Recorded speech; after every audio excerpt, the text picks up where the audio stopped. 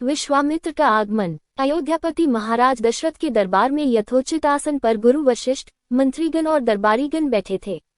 अयोध्या नरेश ने गुरु वशिष्ठ से कहा, हे गुरुदेव, जीवन तो क्षणभंगुर है और मैं वृद्धावस्था की ओर अग्रसर होते जा रहा हूँ। राम, भरत, लक्ष्मण और शत्रुघ्न चारों ही राजकुमार अब वयस्क भी हो चुके हैं। मेरी इच्छा है कि इस शरीर को त्यागने के पहले राजकुमारों का विवाह देख लूं। अतः आपसे निवेदन है कि इन राजकुमारों के लिए योग्य कन्याओं की खोज करवाएं। महाराज दशरथ की बात पूरी होते ही द्वारपाल ने ऋषि विश्वामित्र के आगमन की सूचना दी। स्वयं राजा दशरथ ने द्वार तक जाकर विश्वामित्र की अभ्यर्थना की और आदरपूर्वक उन्हें दरबार के अंदर ले आए तथा गुरु वशिष्ठ के पास ही आसन देकर उनका यथोचित सत्कार किया। कुशलक्षेम पूछने के पश्चात राजा दशरथ ने विनम्र वाणी में ऋषि विश्वामित्र से कहा, हे मुनिश्रेष्ठ, आपके दर्शन से मैं कृतार्थ हुआ तथा आपके चरणों की पवित्र धूलि से यह राजदरबार और संपूर्ण अयोध्यापुरी धन्य हो गई। अब कृपा करके आप अपने आने का प्रयोजन बताएं। किसी भी प्रकार की आपकी सेवा करके मैं स्वयं को अत्यंत भाग्यशाली समझूंगा। राजा के विनयपूर्ण वचनों को सुनकर मुनि विश्वामित्र बोले, हे राजन, आपने अपने कुल की मर्यादा के अनुरूप ही वचन कहे हैं। इक्ष्वाकु वंश के राजाओं की श्रद्धा भक्ति गो, ब्राह्मण और ऋषि मुनियों के प्रति सदैव ही रही है। मैं आपके पास एक विशेष प्रयोजन से आया हूँ, समझिए कि कुछ मांगने के लिए आया हूँ।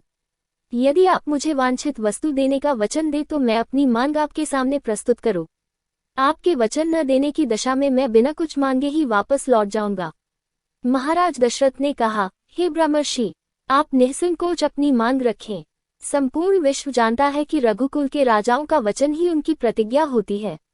आप मांग तो मैं अपना शीश काटकर भी आपके चरणों में रख सकता हूँ। उनके इन वचनों से आश्वस्त ऋषि विश्वामित्र बोले, राजन, मैं अपने आश्रम में एक यज्ञ कर रहा हूँ। इस यज्ञ की पूर्णाहुति के समय मारीच और सुबाहु नाम के 2 राक्षस आकर रक्त, मांस आदि अपवित्र वस्तुएं यज्ञ वेदी में फेंक देते हैं। इस प्रकार यज्ञ पूर्ण नहीं हो पाता। ऐसा वे अनेक बार कर चुके हैं। मैं उन्हें अपने तेज से श्राप देकर नष्ट भी नहीं कर सकता, क्योंकि यज्ञ करते समय क्रोध करना वर्जित है। मैं जानता हूँ कि आप मर्यादा का पालन करने वाले ऋषि मुनियों के हितैषी एवं प्रजावत्सल राजा हैं। मैं आपसे आपके ज्येष्ठ पुत्र राम को मांगने के लिए आया हूँ, ताकि वह मेरे साथ जाकर राक्षसों से मेरे यज्ञ की रक्षा कर सके और मेरा यज्ञानुष्ठान निर्विघ्न पूरा हो सके। मुझे पता है कि राम आसानी के साथ उन दोनों का संहार कर सकते हैं। अतः केवल 10 दिनों के लिए राम को मुझे दे दीजिए। कार्य पूर्ण होते ही मैं उन्हें सकुशल आपके पास वापस पहुंचा दूंगा। विश्वामित्र की बात सुनकर राजा दशरथ को अत्यंत विषाद हुआ। ऐसा लगने लगा कि अभी वे मूर्छित हो जाएंगे। फिर स्वयं को संभाल कर उन्होंने कहा, मुनिव, राम अभी बालक है। राक्षसों का सामना करना उसके लिए संभव